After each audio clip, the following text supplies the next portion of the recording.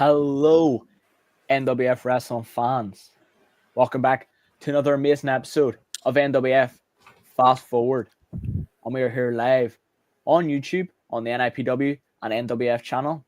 And of course, we're live on Instagram for the first hour. Then, after the first hour, we recommend you come along to YouTube for the remainder of the podcast. But if you're on Instagram, we won't be able to interact with your comments, etc. So we recommend you move over anyway. But of course, enough of the boring parts. Let's get to the best part of the entire show, shall we? So, introducing first, I am your main host. I am the captain. I am the Globetrotter. Your greatest ever NWF World Champion. The face of the NWF Wrestling Mount Rushmore, Ricky Henry. And of course, let me get in the zone before I introduce my co-host.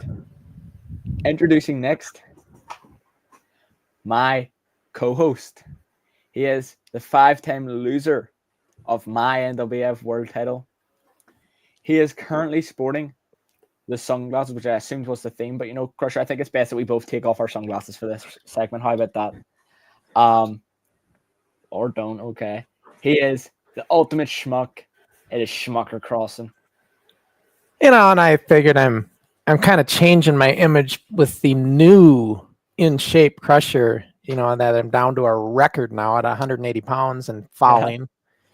And I thought, yeah, let's wear the shades because it's cool, Crusher Crossen, if you will. And yeah, I think so. I think it's time. And everybody's wondering, why are you getting in such shape, Crusher? And even this guy's concerned, and it should be. He should be. You know something? I noticed you didn't refer to yourself as the Globetrotter. I was kind of curious. Oh, I did. You just weren't listening. Oh, I didn't hear it. After I said you're captain.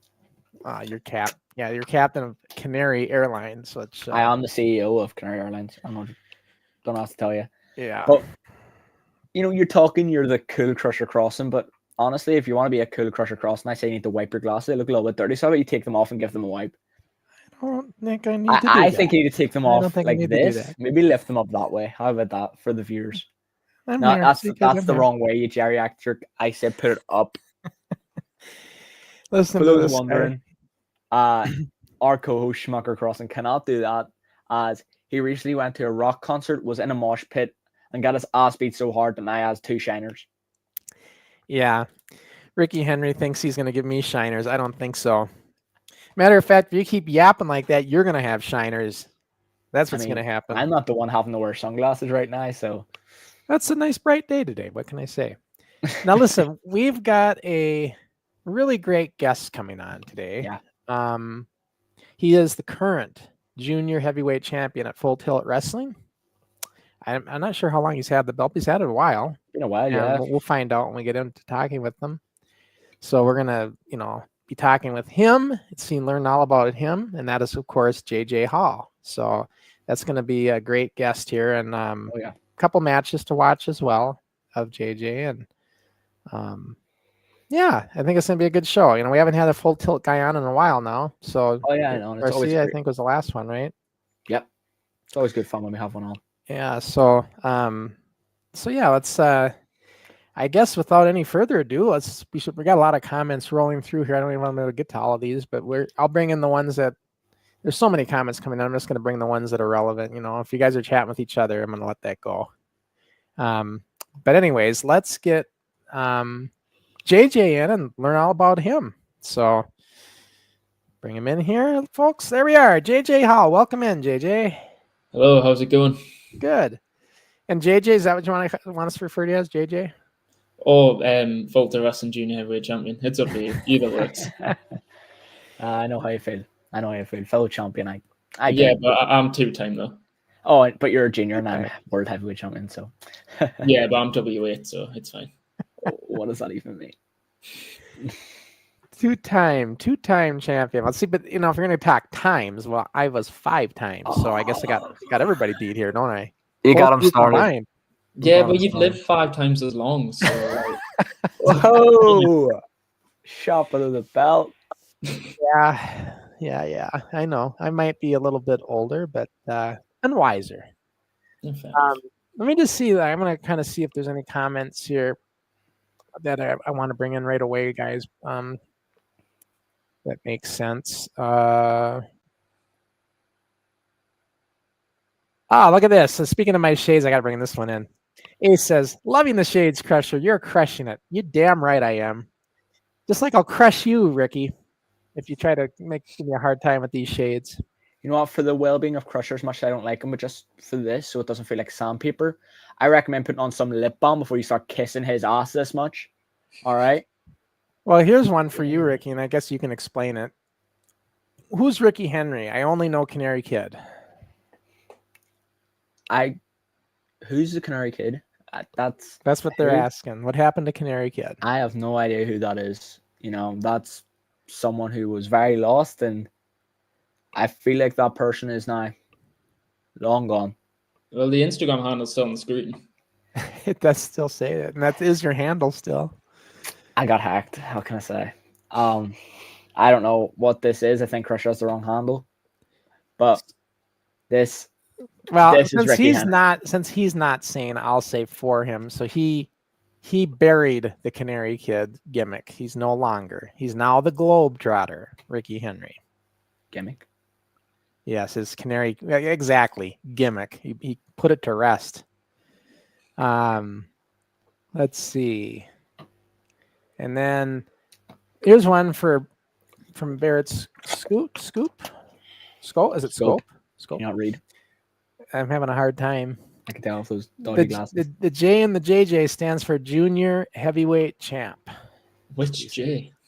It's also good to see that Mr. Barrett Scope cannot, work out how abbreviations work, because then it would be JHCJ. Not that makes no sense. There are 3 different words there. You absolute clown. Well, it's getting not the brightest. Look how crap that logo is. Yeah, it's brutal. And LOL V1. I don't even know is that what it is? LOL V1. Canary, are those Xbox headphones? Yeah. No, unlike you, my parents aren't cousins, so I don't have an Xbox.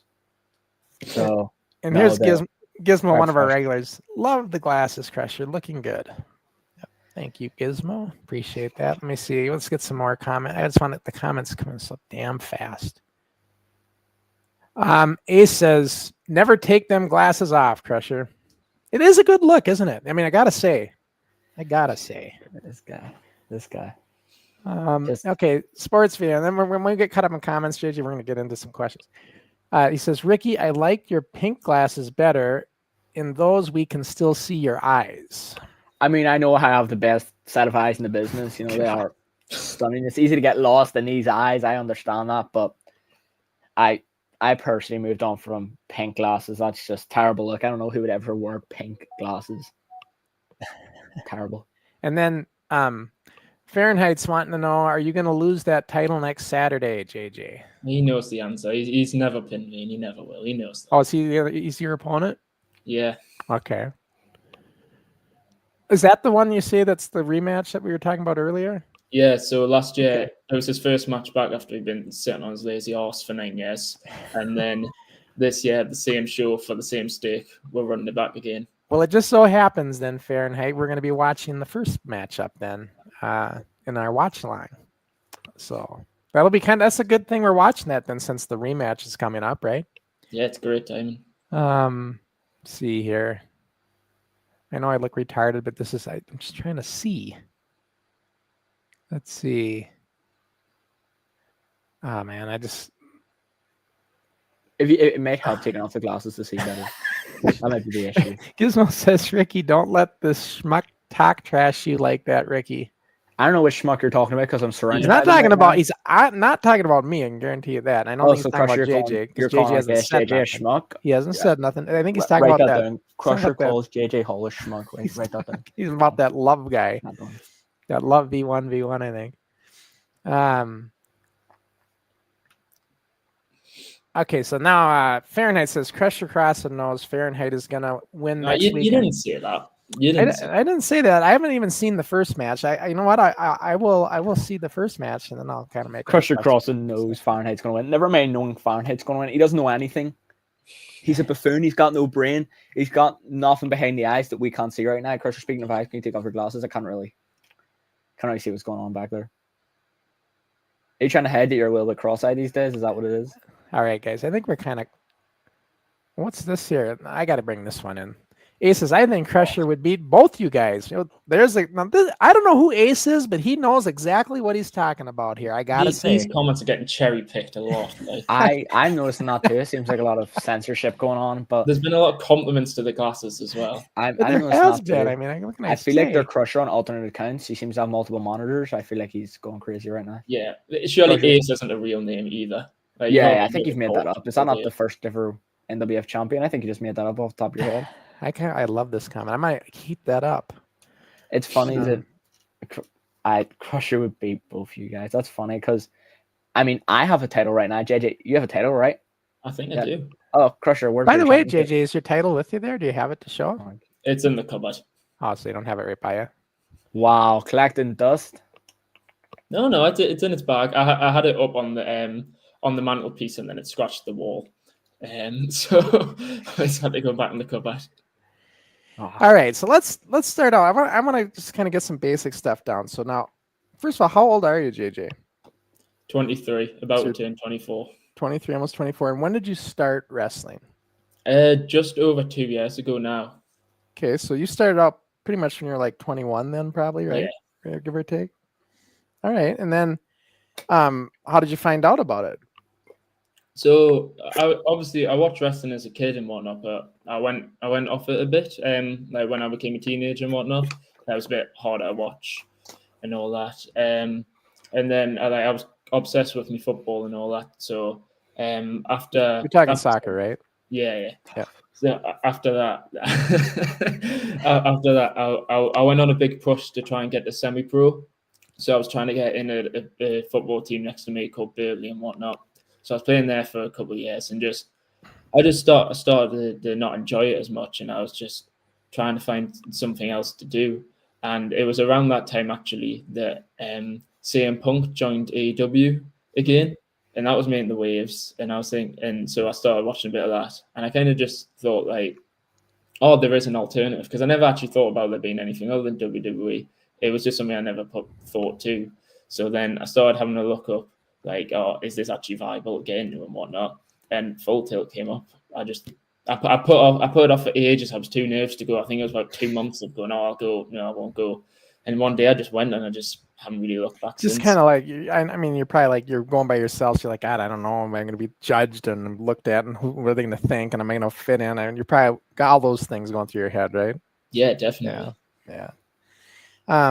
Now, when did you first get into pro wrestling? Like, when did you become a fan? And who was it that really caught your eye, that really got you obsessed with wrestling? It's quite a funny answer, actually. It's probably John Morrison. When I was younger, they got me into it. And that sounds like a really weird answer, but it was when he used to do like that Starship Pain and all that. And he was more of a gymnast, if anything, the things that caught my eye and whatnot. But there was just stuff like that, the flashy stuff, especially when you're younger as well. You're not really focused as much on like the locks and the tech and whatnot. Yeah. But just seeing him jump about like that and just start spinning about, that caught my eye, and then just really developed from there. And out of curiosity, right? Because I know we'll get back to the wrestling, but a lot of people are probably wondering this. You say you're like football. Mm-hmm. Who do you support? Well, I support a couple of teams really. So Gateshead's the main team now. So Gateshead's like where like I'm from and whatnot. But when I was younger, my dad had a Newcastle season ticket for like 9 years. So I mean, it's kind of a bit of both really, because they're not exactly competing. But yeah, they're the two. I can't hate on it. It's not like when we had West on. He was a City fan. It was great, but I can't hate Newcastle and I can't hate Gateshead. Or National League, isn't it? Yeah. Although they're going to get relegated.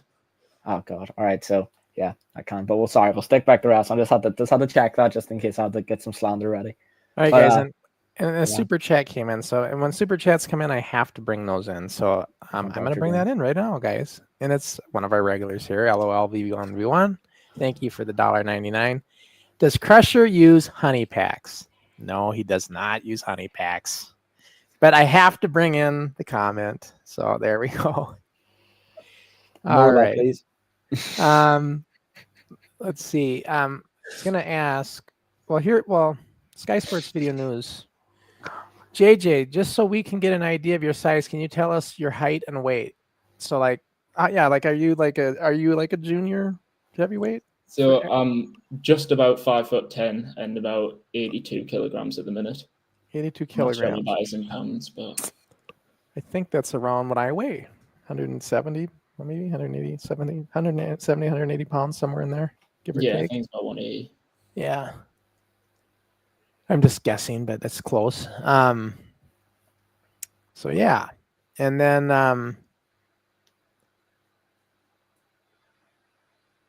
then let's see, what was I gonna ask then? So okay, we were at the how you got interested in Come on, wrestling. amateur. Let's go. And then so are you a heel or a face? I'm not sure. A bit more of a heel, really. Because in some of these matches you're getting cheered. Yeah, but that's just because I'm class. Like when you're up against the likes of like you are you a heel that's not doing his job? And your Fahrenheit and all that. Like, so you name people like Fahrenheit and stuff. Is that you're good, like you're just class, or is it just you're the shiniest shit? Like I'm just wondering. No, I like. Don't get me wrong. He's tolerable. Like in the ring, he's all right. Like he's good. He can flip and whatnot. But when you're in there with me, do you know what I mean? It's like just comparing like gold to just like a bit of plastic. Do you know what I mean? Like the plastic's useful. It can get you what you want, but it's not the best, is it? Yeah, well, I don't think I'd ever cut mistake with a gold knife, like, but whatever you say, mate. You know, I'll stick to being platinum. It's funny. Canary, formerly Canary, Ricky used to call himself the gold, and he always referred to me as the silver. And then I made a comment on Rewind. I said, he's talking about gold, but I'm platinum. And next thing you know, he's now platinum as well. Goes to show you, he takes after me. But see, both of you guys, you're talking gold, you're talking gold. No, platinum would be the best. All right? Oh. Okay. And people are saying you didn't say that. Your people. Yep. Your people. Yeah. Let's see. And then, so then you said 2-time champ, I think I heard. So when did you win it the first time? So I won it last year in June against Jack Garcia. Okay, we had him on. Yeah. And then lost it in December of last year to just this weird little kid called Riley Wallace. I'll let him have his moment. And how long did you go for that reign? How long was that first one? So the first one was about 6 months. 6 months. And then who did you beat to get it the second time? So I did pin Riley Wallace, and that was in a triple threat with him and Fahrenheit. Okay. He just won't seem to leave us alone, it seems. I have a feeling that Fahrenheit might have got I haven't seen the match, but it just sounds like triple threat. Fahrenheit didn't get it. I bet you he got screwed over by you two. No. It's tactics. Yeah, these triple threats. So, JJ, take it from me, right? This guy tries to say I'm a cheater because I attack people's legs in a match. It's legal, Yeah. You're using your brain, Nobody said you were cheating. I just said you're not ethical. Start kicking front side of somebody's knee. Sorry, what I should do is I should cuddle someone and hope I win. I'd rather be champion than ethical. So, and what else was I going to say then? So then, how long have you been champion then for the second time now so far?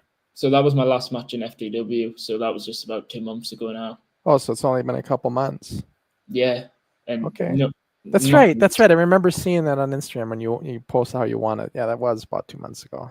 About the time when you got the world title, Ricky. Yep.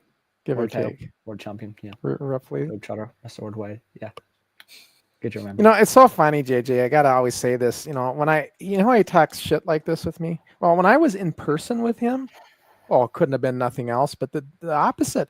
Complete respect. Proof of this one. Never even lipped off once when I was even at the training when he knew I could have got my hands on him, and he just was a nice little boy, is what he was. He's a keyboard warrior, and he's jerking away.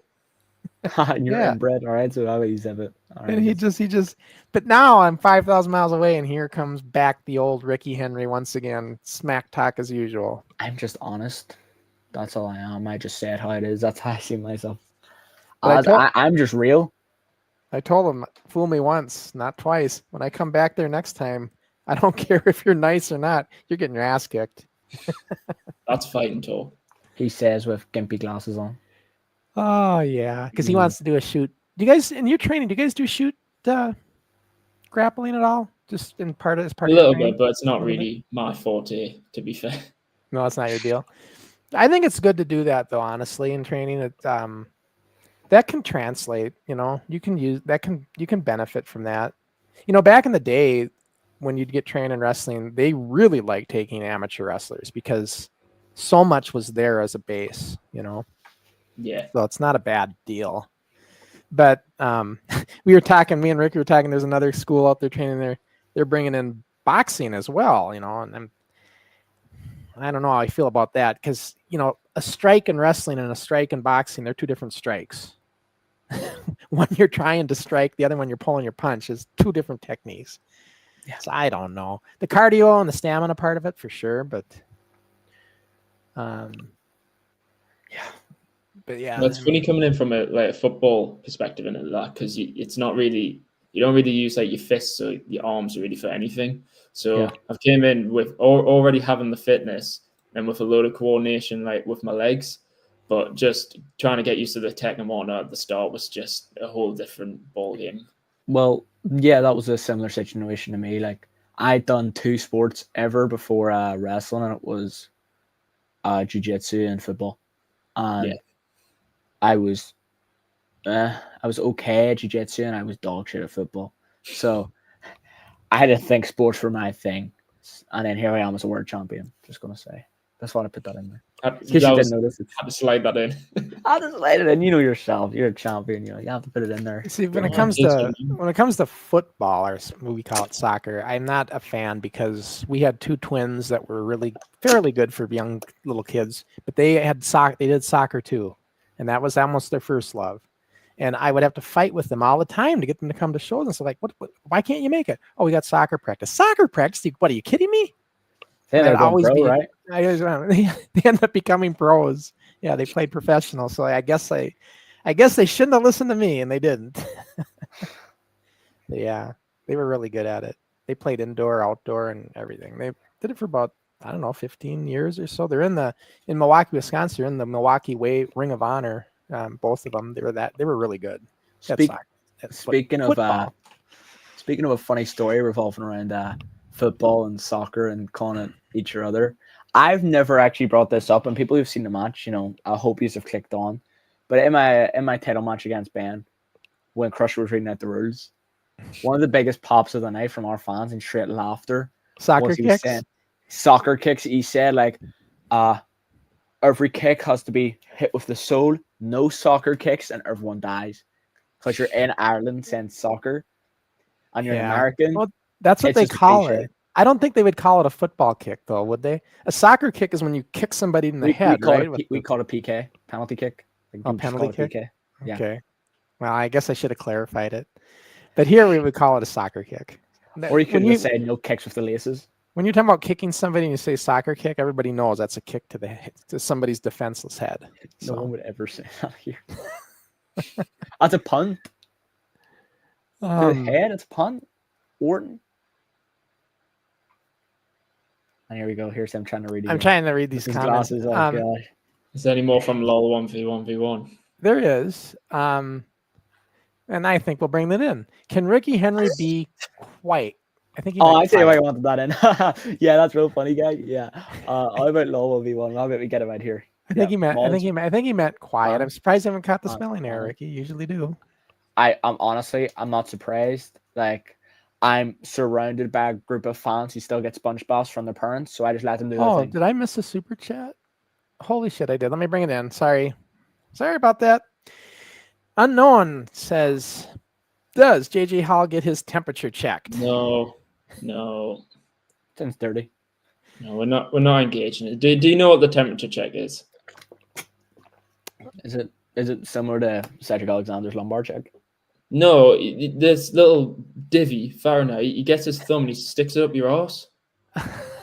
Oh, so like getting your oil check. I figured it was something along that. Is that where it comes from? Like an oil check? Yeah. That's brutal. Yeah, well, enough of that. We want to keep it family friendly here, Fahrenheit. Yeah, somewhat. Super chat. Yeah, I have to bring in super chats though, so I brought it in. Super chats pay for things like his ugly glasses, so we'll have to bring them in. By the way, just so you know, when I get super chats, Ricky gets half of it, so we split it. So I don't take it all. So. You're discouraging super chats now. No one's gonna do it. Very true. That's very true. I came on here and called them all. I take that back. I take it all. God. So you're saying you're a heel now. Have you ever done a baby face, JJ? Yeah, I did it for a little bit. And you didn't like it? No, it was fine, but just sometimes you got to resort to different measures, haven't you? Right. I know, so it's funny. You just kick some people in the bollocks sometimes. So what do you do? Have you ever had it where you've went out, you're going to be a heel, and you're just getting cheered? What is your go-to? What's your deal then to get out of that? What do you do? Well, we had one. It was my second main roster match, and it was against Tim Strange, and he was meant to be face, and I was meant to be heel. And it came out, and just the crowd just exploded for us. And he came out obviously expecting to be cheered in this case, but if you just looked at the size dynamic, he looked about a foot taller than us and was the size of three of us. So everyone just naturally started going on to me as well. And I just remember him just turning to us and subtly saying, "We're going to have to switch it." So you just switched it around? Yeah. And it was good because I did end up actually winning that match. And I've never heard a pop like it in my life. Oh, yeah. I mean, I would think if he just did something dirty, like a kick to the nuts or something like that, that would make him flip. No, they love that because they would just eat it up all the morning. Match plan, but it still just worked. That's funny. I remember when I went to Canada there recently and was working this guy Paolo Triassi, and he's Canadian. Obviously, he goes there. He brought family and all to the show. He's the ultimate heel, but they all cheered him like he was a god. He gets on the mic, says the place is disgusting, rotten. He doesn't want to be there. He gets booed and then gets cheered 2 seconds later. They just ignored it. They went back to cheering him. I come out, the crowd, I've never seen me before. They're a bit, weird. And the first thing I hear is, "Don't you have school tomorrow?" They're hackling me with my age. They're like, "Do your parents know about this?" I'm like, "Oh, damn it." So, and I'm just trying to be babyface. I'm like, "Come on, guys," because I meant to go over on him. It's like a big shock. They wanted 1, 2, 3 Kid Razor kind of idea. So, when I eventually get the window, after a whole match of being hackled, the promoter said it was pop of the night. They blew the roof off the place with cheers, and I was like, "You all hackled me for the 20 minutes we were in here." Okay. You just get crowds like that sometimes, though, don't you? We did a show in Washington. It's this place next gate, so it's just basically a bunch of a load of tramps, right? Oh. And I was there fighting a police officer, and every time that I was on top, they were going, "Big balls hole, big balls hole," and then the police officer would start getting us back. And then they start going, "No balls hole, no balls hole." They just wouldn't pick one. Well, yeah, you said, where were they from? Washington? Yeah. Oh, that's what Fahrenheit's from. That's what I've heard. Oh, Fahrenheit, there you go. Yeah. There you go. Guys, here's a question, JJ. And this JJ Hall and the CP Leon Knight is my dream match. What do you say about that? That's not happening. That's definitely not a match that's going to happen. What is the out of curiosity? What is the 2 letters? Don't worry about it. Don't worry about it. Okay. Worry about it. Yeah. Just was hoping it was not what I was thinking. Yeah, I think it might be. Okay. And then, what's your thoughts on Leon Knight? No, I think Leon Knight's a great competitor. I think he's got a lot of experience behind him, yet he's still got a promising career ahead of him. He's got a cool gimmick and whatnot, and he's in actually he's in this really good tag team called the Cyber Unit as well, and they bounce off each other really well. So I'm excited to see that tag team flourish in the future. Where did the nickname go? You had a nickname there before, like Leon Knight. Did he not have a nickname? What happened? Yeah, it's Cyberpunk. Cyberpunk. And then you find that nickname funny? And how does JJ Hall feel about the recent betrayal from Scott Plitt? He hasn't betrayed us yet. No, He might one day, but he hasn't yet. You're associated with someone who you think might betray you one day. Well, no, it's just they're you never know what will happen, do you? Yeah, you trust someone. No. Well, you've got build trust, but me and Scott, we're in a tag team, bump and heat, but we're both on singles runs at the minute, and if that clashes, do you know what I mean? It's not a betrayal. Guys, I think JJ Hall's planning on betraying Scott Plitt. Listen, I misspoke once, and you're making us dig a hole, right? That's not cool. Can we write that down? JJ No Hall one's betraying anyone. Headline. Great. Yeah, he's talking to like his wall. It's like Mr. Rogers' neighborhood of make believe in there. It's my team of people there. They take notes so I can handle it first. There was a good comment in here, but I lost it. You just made fun of my accent.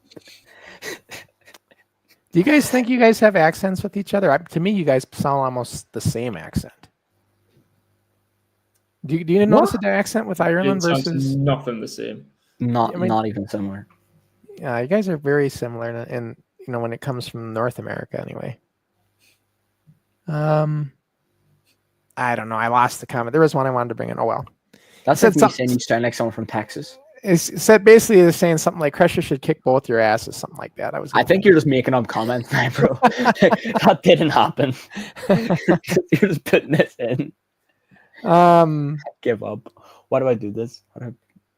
Yeah, and speaking of talking, Ricky, are you talking to Leon Knight when you look to the side? Is the question. Are you going into the bathroom?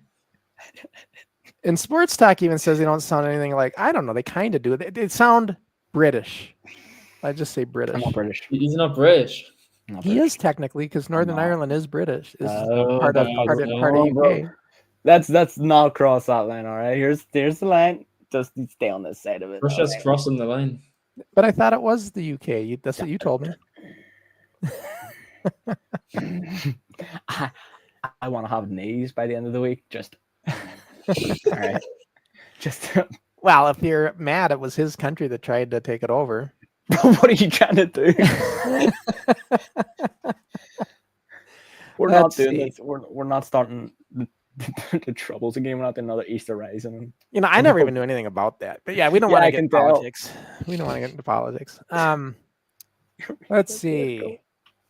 What else I was going to say? So how many matches then, if you've only been at it a couple of years, do you not know roughly how many matches you've had so far? I don't know the exact number, but I'd imagine it'd be about 20 to 25. About 25 matches then? So it's like, what, about once a month then you'd say, maybe, give or take? I don't know, because I've been going off cage match a bit, but I've had a few shows where it's been like doing a couple matches on the show and whatnot. But this year it's been, I think July was the only month this year that I haven't had at least one match. So this year it's been about once a month, yeah. And how long did you train before you had your first match? So I had a pre-show. It was like a six-man tag match, and I think I'd only been training for about 2 months by the time I was in that. It was one of those where it's just for a bit of exposure and used to being in front of a crowd and whatnot. I must have only been in there for about 2 minutes and took the pin, but it was only about 2 months because, like I say, I came straight from playing football so much that most people, when they come to train, they've got to do the fitness side of it. But I basically managed to skip about 4 or 5 months of that because I already had the fitness in. So thankfully, I got to get thrown straight in the deep end, really. Well, here's a funny question, guys, and I got to bring it in. Crusher, where do you purchase your fake belts from? Are we talking about fake wrestling belts in the fake wrestling business in the fake world of pro wrestling? What are these comments? Get this comment out of here. All right. Some rough comments here tonight, Brad. Let's see. What have you brought on us, JJ, bro? That wasn't even a super chat. You didn't need to read that one. I know. I just had to bury it myself. Let's see. So, what else can we say? I wanted to. So, who's been your toughest opponent so far, would you say? It would probably be a bit of a draw, to be fair, between Lou Nixon and Tim Strange.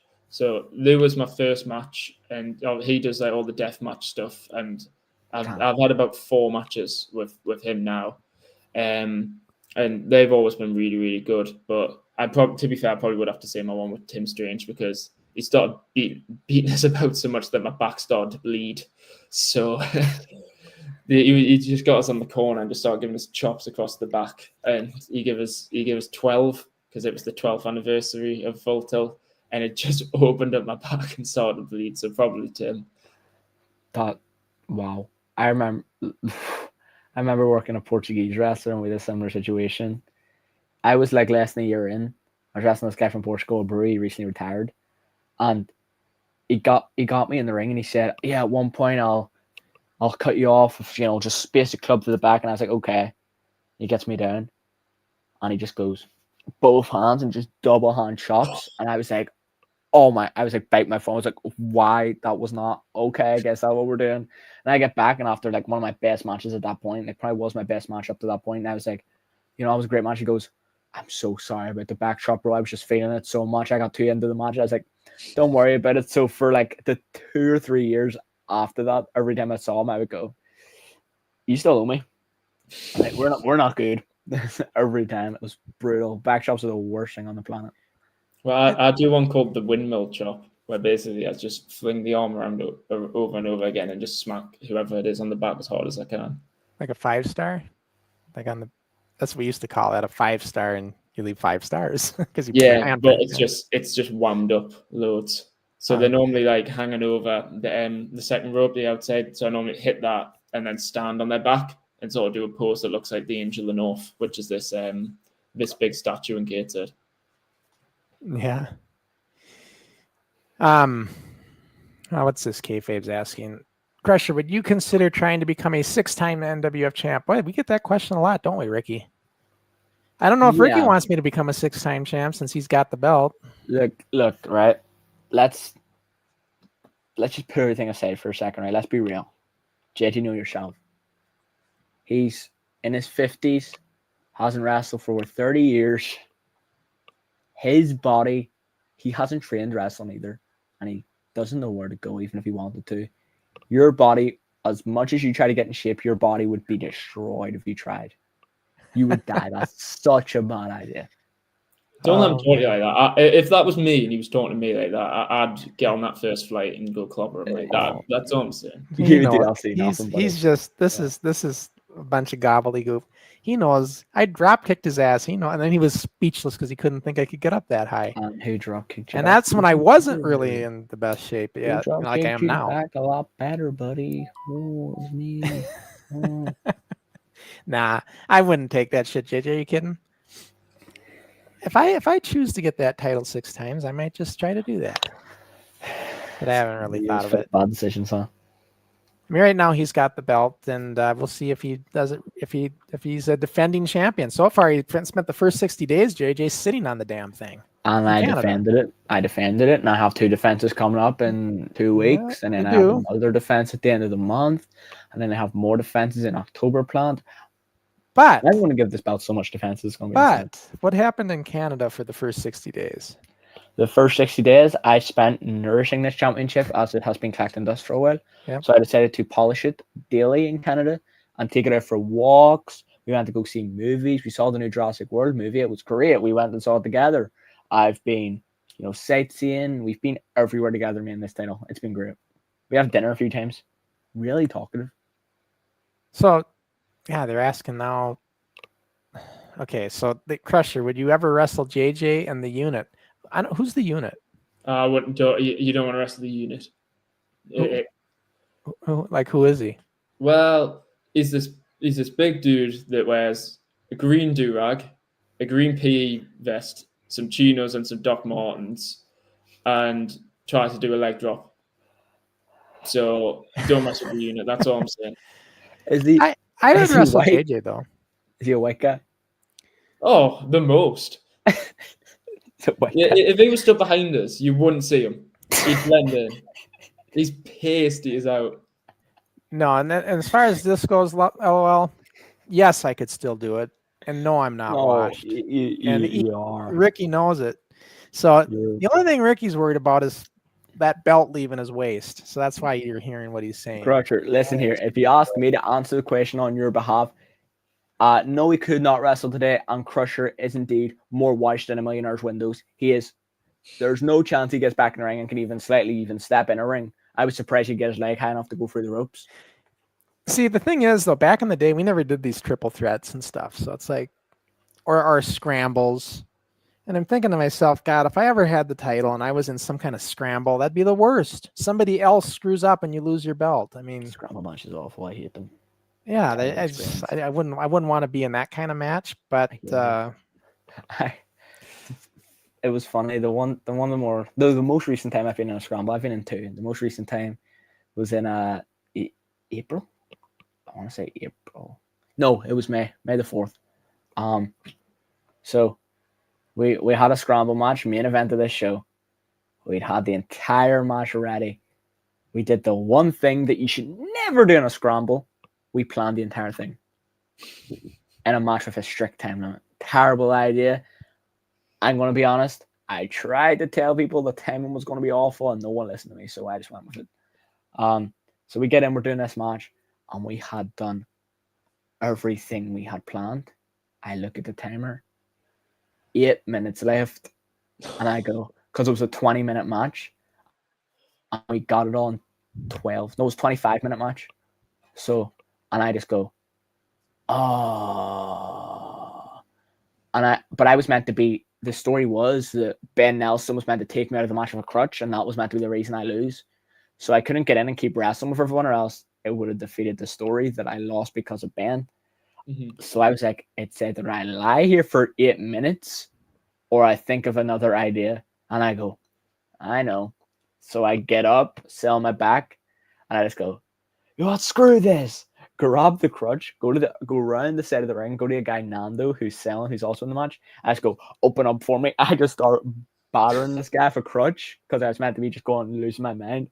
Obliterated him with a crutch, choked him with the crutch, threw it, and left. Right. I wanted me. Oh, well, I had nothing else to do. I walked out of the match, and Nathan didn't really say much to me, like the promoter, but other guys in the match went, you just kind of left, huh? And I went, I didn't know what to do. Oh, we had a field day with it. We had a field day with it. So I can't remember. On the show here, I said, you put your tail between your legs and you picked up your marbles and left. What kind of a fighter is that? Remember? I really got on him for that. It was brutal. It still comes on me today. Anytime someone mentions a scramble match, I go, oh, Ricky will walk out. Or Ricky will probably just leave. It's like, what was I meant to do, guys? He did it really, I got to say, he did a nice promo right after that, though, when he got in the back. Oh, I got to the back and Ben was sitting and he goes, why are you back? And I go, I don't know what to do. And he goes, oh, shit. He goes, how's it going? I was like, I don't know. On my end, it was falling apart, so I left. And he goes, all right, okay. I go, film a promo so I don't get to a laugh. He goes, okay. So I had to cut a promo about why I left the match, which was funny. I cut it on Ben as Ben's recording it for me, which was funny. But so he's talking about Ben, and Ben's one filming it. Calling Ben a bitch, and he's sitting there taking it like it's insane. Yeah. So do you like do you do promos and stuff too, JJ? For do you do it pretty much like your social media feeds or the channel, or how does it work? I put most of them on Instagram. So especially over the past couple of years, I've been doing a lot of traveling and whatnot. So I've just been kind of trying to do a one every time I go away, really. So like when you're doing traveling, where are you traveling to? So a range really. So like for the one in May, I went to like Easter Island, just off of Chile. So that's the furthest that I've went, but most of them are just like cheap trips in Europe and that. I think I went to Morocco as well. That's cool. I did actually go to Belfast at the start of this year. No. So yeah, just a few places in Europe really. You went to Belfast and didn't even contact us. Wow. Who were you with in Belfast? Where'd you wrestle there? I just took my dad for his birthday. Oh, you see, you were there. Okay. Yeah, I just went for a few pints, really. Yeah, you guys were. You could have met all those guys. I think it was just the Saturday to the Monday, to be fair. And did you just stay in the city centre area, or like? Yeah, just didn't see it. Yeah. We did like a trip up to like the Giants Causeway and all that. Yeah, so you've been there more than I have. I hate to interrupt your Belfast talk, but I got a super chat alert. So we here got to we bring go. it in. Access and I was going to say Access and Allies. Elfie, just Elfie says, "Is JJ Hall scared of Elfie Adams?" I feel like Alfie Adams is the one asking us. I think so Yeah. too. Let's just say the words that I think of what's his name again, Alfie Adams. You are definitely not going to be allowed to be permitted on here. But let's just say if you've been training for 6 months and you still don't know how to throw a punch, that says a lot about you. The shots are fired. Knees are Yeah. exposed. Brutal. So yeah, and then but yeah, heel. I mean, I was really never a heel. I was a bit when I did it, but mainly was a face. But I've always been told it's always more fun to be a heel. You know, you can mess with the crowd, and there's so much more you can do. Is that what you like about a heel? Just being able to be the bad guy and get I away think it's a lot with it. easier as well when you first start on as well. Like I feel like you're panicking a lot, especially in the ring. So if you're heel and you're the one controlling the match, it may at least for me at the start, I felt like I had a lot more control of things and I could pace things a lot more to how I wanted to. Whilst when you face, if you don't really if you don't necessarily agree with the heel and the way that they're pacing the match and stuff like that, it can be a little bit frustrating, I find. So maybe it's just one of those control things, really. Right. And when a heel's good, man, he can really put the face over. Like, good heels do their job. You're welcome. Crappy heels don't, and there are those too that just don't do a good job of it. And it's like, What's a crafty heel? Yeah, you know what I'm talking about. Example?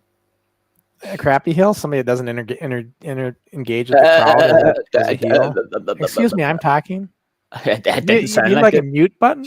It didn't sound like you were talking. Yeah, this is exactly what I'm talking about. When I'm in person, he's not like this.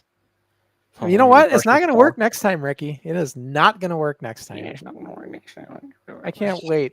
Nobody wonders why everybody wants to kick his ass. It's fine. Just let him talk to his bedroom wall again. Yeah, his bedroom. I'm not talking. Am I talking to a bedroom wall? Here. Am I talking to a wall? No. They just said I'm not. I want to get the watch line going. I kind of forgot. So let's get the watch line. Let's watch some matches and stuff. So bring this in. We'll keep talking. Sure. So now, is this the rematch we're talking about that's happening Saturday from this match? Yeah. Okay. So this is the original. So right. Fahrenheit had been gone for 9 years or something, I think it was. Or it was either 7 or 9 years, I can't remember which. But and this was his first match back. All right. But what happened was he brought a load of his family along, and they all sat in that end. And then I had a few friends' family come along that one, and they were sat on the opposite side. So what ended up happening was it kind of just became a war between the two sides of the venue. So every time he would go across to the right-hand side, it would just erupt in cheers for him, and I'd get booed.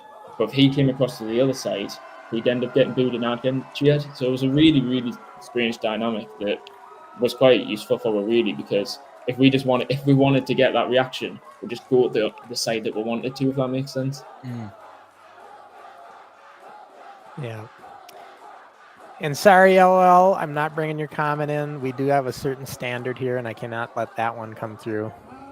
So sorry, you just wasted $1.99, pal.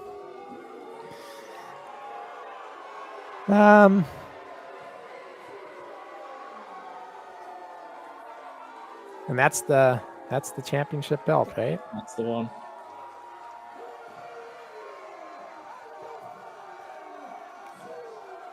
So this was actually my first defense that year as well. So a lot of things are lining up. It's a bit weird that how convenient the timings are.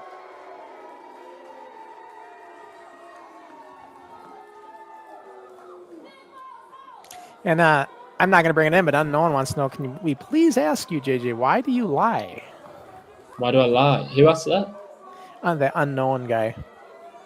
I'm not quite sure what I've lied about. What a way to make a comeback to Full Tilt Wrestling straight in there.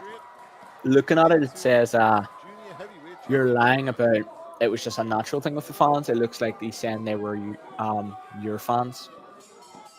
It wasn't just Yeah, like so the ones in the blue tops there on the Oh, I was talking in about front that. bit. So just them lot were, but then it's all just the rest of them behind joined in. And this is Fahrenheit, you're saying? Is that who we're watching? Yeah, Okay. that climb. Well, he's got a little bit of weight advantage over you, I'd say. Looks like he's a little bit bigger. I see you guys just trying to get the reaction so you can get the biggest reaction. Yeah.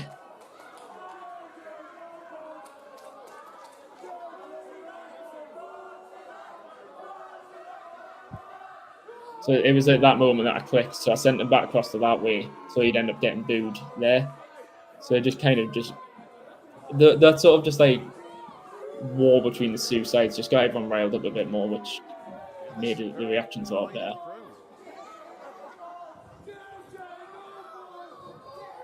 Oh, whoa! Skywalker from Fahrenheit. I haven't seen that in a while. Almost a quick win. hot start. Yeah, so that was his old finisher when he used to wrestle in FTW when he was younger. Did Fahrenheit, but I think that's rocked. That's rocked JJ Hall.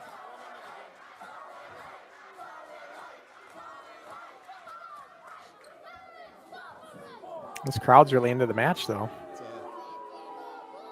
It was a nice one because it was so easy. We didn't have to do anything to get them going. Like a lot of matches, you've got to do a lot in. They were just in it from the entrances, which was great. Yeah, I mean, you can really hear him. Right, a lot of that 5 count in the corner. I was choking Fahrenheit. Now with a foot under the chin.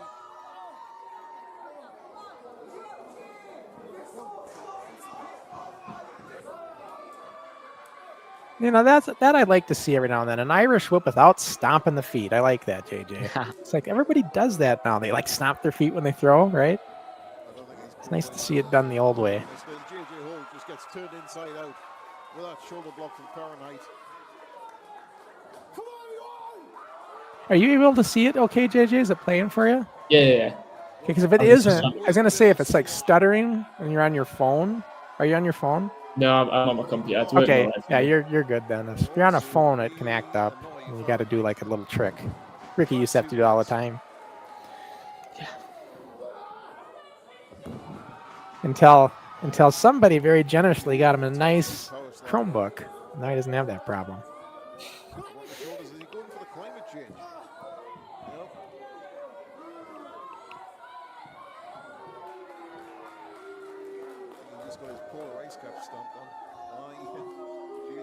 That was the thing. If I needed to get heat, I could just go across to that side.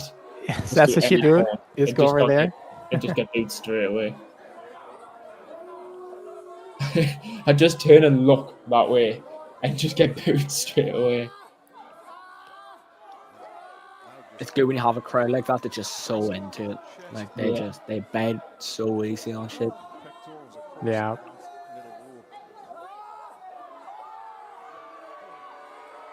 Ah, there it is. Angel of the North. And here comes the windmill. I do it the other way now. But... He's going for that windmill one more time. Just send a shockwave down the back of Fahrenheit.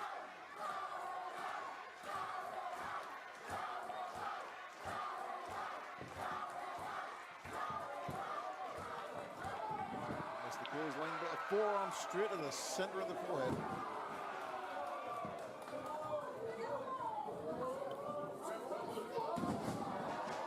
Ooh, dodged a bullet.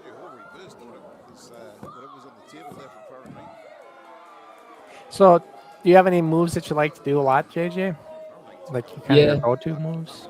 At the minute, shotgun dropkick and the Northern Lights have been my two that I've been going for a lot. Like the shotgun in the corner, so like what Finn Balor does. Yeah. So normally it's like if I'm working face, especially if I want like the 3 moves in my comeback, I normally start from the corner, do like an assisted Rana in.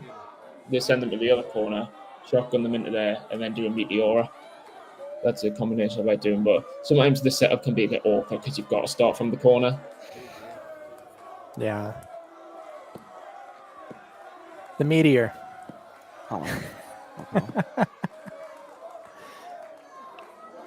to rile the crowd up, but he's right in front of the Fahrenheit section. You know, Ricky, that is one Oh, that one thing. That is one comment I get a lot from on your new finisher. People think you can do a little better. Yeah. Yeah. Tell them to watch the next match. That's all I'll say. Are you gonna change it up? If they watch, they'll find out. You got tired of the back bump with the canary cutter, didn't you? No, it was more. Ooh, Springboard and that boot like to the that. shoulder. No, it was more the fact that the canary cutter, everyone else does something similar. It's very common.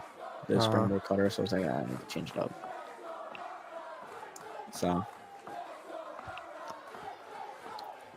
I can see Fahrenheit in the comments trying to rally the troops a bit. So that's his gang there, all in the white tops. Great heat. You always, JJ, you always have this like, oh shit look on your face all the time, it seems. When the camera's up close. Well, it's just if we're running the back next week, I'm studying it so much. So this is me mom.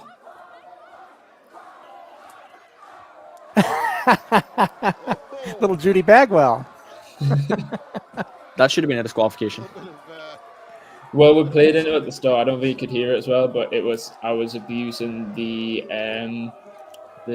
champions advantage. So I was going into 5 in all the camps, so that just abusing that. So that was meant to be what it was, but I think that got a bit derailed.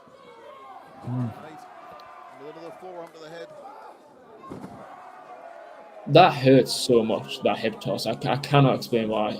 For some reason, that's the most painful bump I've ever taken. Really? Just the hip toss? Yeah, just that one. I don't know why. Yeah, sometimes you land funny, and that's all it takes. Give it to like a. Did you get like the shock of us? It was one of those, or I don't know. It was just felt weird on my back.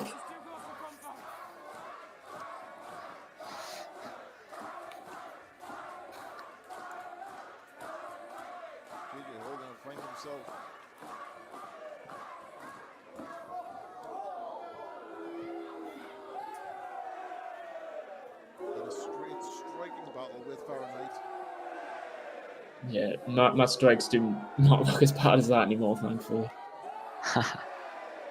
Yeah, I always found strikes are something that takes so long to get used to. Like I'm still trying to find my feet with certain ones. I think with a lot of them, so it's quite easy with FTW because obviously we train together quite a lot, so you feel more comfortable doing it. Mm-hmm. But then when you go somewhere else, you don't want to just go start smacking people that you don't know. Yeah, I suppose. Yeah, that's it. His arm in under the chin, and he is in a seated guillotine.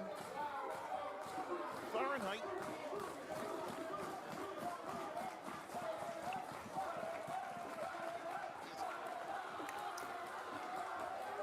Doing his best to escape.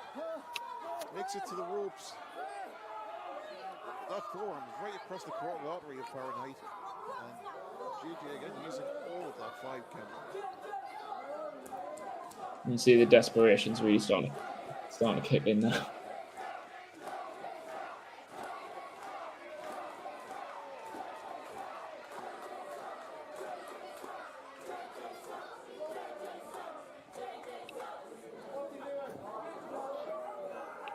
Big balls hole going to the top rope.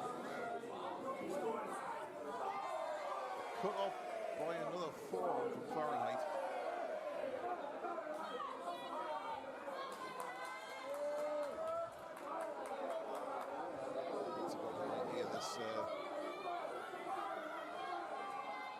Oh. Whoa. Spanish fly. Alright, that was sick. I read it. Yeah, he can flip well. Spanish fly from Fahrenheit.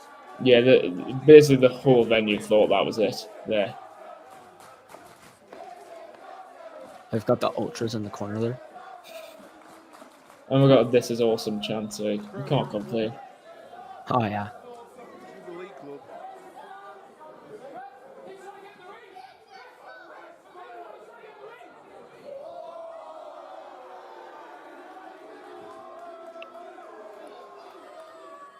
I mean, whatever it takes. That was Yeah, it worked. Yeah, so this might go a bit of miss this part. So I don't know if you remember when you had Jack Garcia on, and it had our championship match on, and the the alpaca thing. Oh, yeah. Yeah. So this is the match after that one. So that was the head of the one that got kicked into the crowd. The pinata that he decapitated. The last one. Not the alpaca head. There's a little something in there. So I decided not to use the knucks. I don't know if you can see, but my mate's right next to us, and he comes up to the ring, starts pointing in and going, "Put them back on! Put them back on!" Using the nuts. And again. Want to win that way. It's, Yeah, I've started doing that one a lot differently now, and doing it with a back bump, and it looks a lot better. he wants to win this one clean, but it's a bit late. Oh, He took that well. Yeah. JJ Hall has put the fire of Fahrenheit out.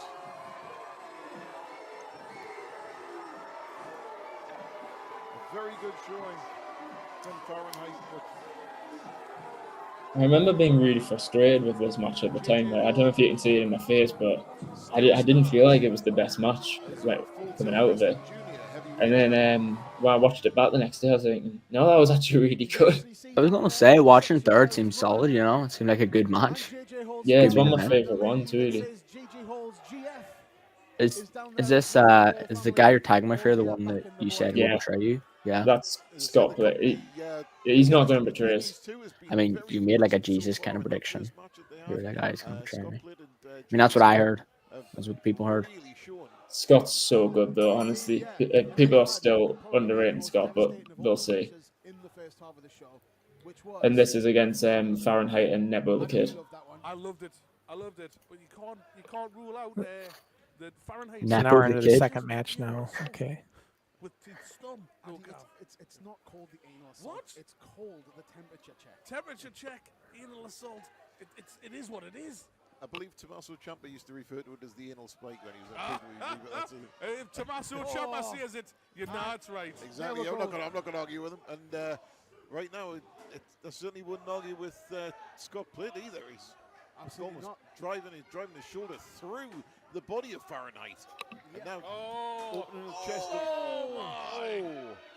When the referee's back's turned, anything is legal, and as Scott Yep. Britt signals, they've knocked it out the park with that one. JJ Hall going right for right for the guts of Fahrenheit there. the With referee's chair as shot. clueless as he looks. Plitt had him opened up as well to the point where there was no means of protecting himself at all, just like here from that double stomp. Oh, Tag team continuity, guys. c'est magnifique, It is as they chef's say kiss. in Gateshead. C'est magnifique. Aye. Like, c'est magnifique, like.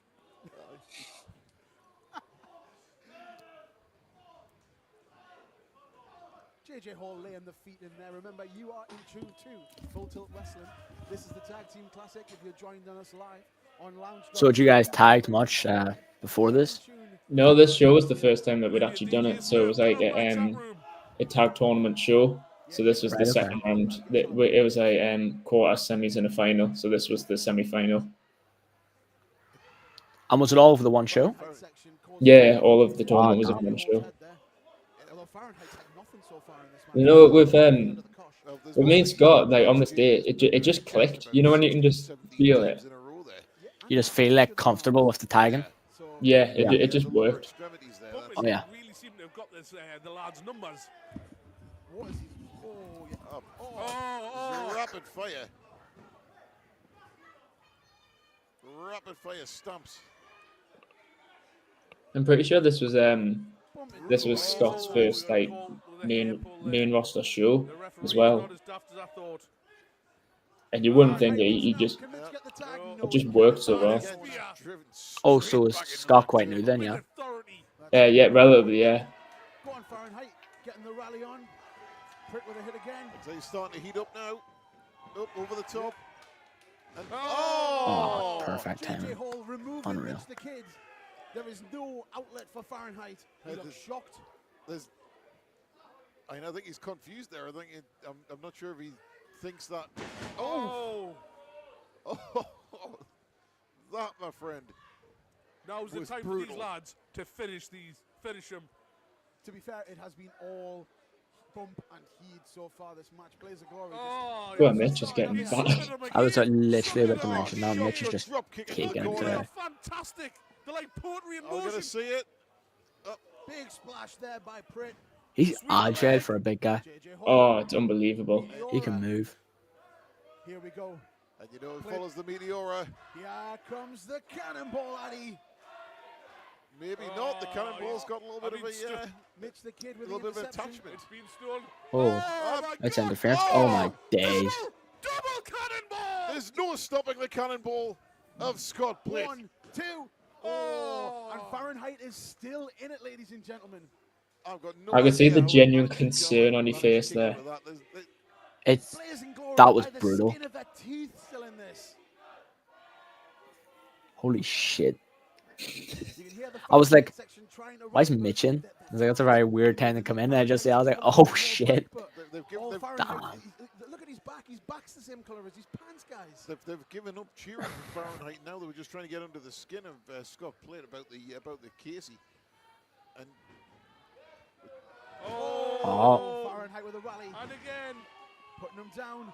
Puts Split down for the well of it. JJ Hall Oh, Ah. shit. Oh, no. tried to set him up for the climate change. Clothesline missed it. Nice little hip top reversal there. That feel better? Fahrenheit needs That to- one was fair. Mitch the Yeah. Kid's going absolutely ape. He wants in so You do get those hard. funny He's landings going every now and back again, now. though, don't you? Look at the Oh, they're muscle so boy. weird. He's going The, absolutely when we did the crazy Spanish all fly in the over last one, place. it didn't hurt in the slightest. Yet the hip toss did. Get ready. It just makes no sense. Sometimes it's when someone's bumping with you, though, it feels a little bit better because you kind of divide it. That's weird, yeah. For the last 10 minutes, like Give that. up. Oh. But that's weird. Yeah. So, to be fair, I feel like the most consistent like move that when I take it consistently feels shit is a hip toss. To be fair, I don't know why. Just doesn't work out for me. At FTW. and those drop kicks all targeting different areas of the body. Boy picks him up. And then a nice little display of the muscles. JJ Hall in the corner there looks unimpressed at that. So does the little Hall contingency in the corner here in the front row. Mama Hall's face looks He's missed sour. the He's Oh. missed the KID. Blit turns him round. He's up. Fall away slam. What a slam that was. Big fall away slam, and JJ Hall is invited into the play. Massive rotational downforce on that fall-away slam. Holding him down. Do you think he's thinking of using the kid's move on the kid? Is that what's happening, or does he just want to hold that lovely mullet, Addy? Mulletless now. Mulletless. The mulletless kid. Muscle boy, though. He's still a muscle boy. He's still got curly bonnet, but there's no mullet there. Oh, he's the going windmill, for the the windmill. Oh, that's what you're talking about. Ladies and gentlemen, Yeah. that is leaving a mark. And there we go. And he's making a mockery out of the kid. Showing everyone why his new moniker is Big Balls Hall, making big balls players in the middle of the match here at FTW. Here we go. Oh, he catches the kid. This is why you don't go to the moves that your opponent knows so well. That sucked. For every move they know, Oh, yeah. they know the counter to it as well. For every move they use, they know the counter. So we try to do like a little bit of a back and forth doing each other's moves. Yeah, so obviously him doing the 619, then him going for that springboard kick that I did before. Just outsmarted him again. Big play by Hall, bringing Plitt in. The rookie of the year picks him up. Mitch the Kid telegraphed that so badly that Abraham Lincoln's starting to wonder who's Up for the chair. giving the dots and dashes on the Are other they side. looking for the fatal of the North? It looks like we're going to see it again. And this is a beautiful maneuver. Oh, Oh! A kick to his own partner's face. I can't believe it, Gav. Oh, the Halls at the He front. look ate that. devastated. Mitch is there. Fahrenheit's there. This is that time to take advantage. Big job. That little bit of miscommunication has cost them dearly. Oh, Fahrenheit 1, 2. Oh, and Oh. Hall keeps them alive. You're tuned to FTW here on Lounge TV and on YouTube. My name is Gav Highvis. To my right, Lounge TV, what's that? Double A. It was so we live streamed the whole show on that platform. Okay. I'm your agony uncle. Come for some advice. I'll give you a clip around the ear and send you on your Yeah, so way. that temperature check that someone was talking about before, so you're in that position there. He basically just comes up with his thumb. You know the rest. No, it looks like From the top. straight. oh, and he hit All right. hard. That unforgiving wooden floor here in the Walker Jubilee Club. He's gonna regret those shenanigans in the morning. JJ Hall not The camera angle was just perfect for that. showboating from Mitch the Kid, really He got dragged as well. Oh, I know, on the floor's so And you sticky. don't want to rub big balls. Oh, the wrong way. I definitely whispered like a sorry or something when I did it. As long as you know when you're just so used to doing it in the ring. Somebody the caliber of JJ Hall, they're going to get in there and they're going to take every advantage they can. Oh, was he looking for the flamer sign? Oh, and there it is. Third time lucky with a KID. Addy, are you ready? No. No. Scott Plate No. intercepts, double. Oh my. Oh. and I think we're getting a double. Two for the price of Double one. KID. KID on the double, and Fahrenheit is invited to the game. Fahrenheit And with a climate change,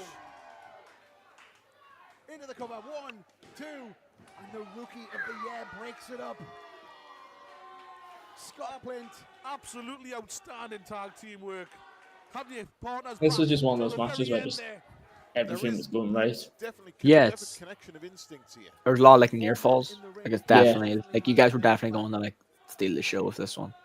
I think this has been match of I the can tell. To be fair, I think we succeed. I think this is the best match the FTW's had this year. But Oh yeah. also, admittedly, that would be a very biased opinion, wouldn't it? Well, I saw one of the comments when we first cut the match on. It did say that. To be fair, it said it was match of the year. There's nothing Oh, did silly it? about it. Yeah, one of the It first. might have been comments. one of us, to be in all fairness. No, he's not the legal man. Oh, Plint.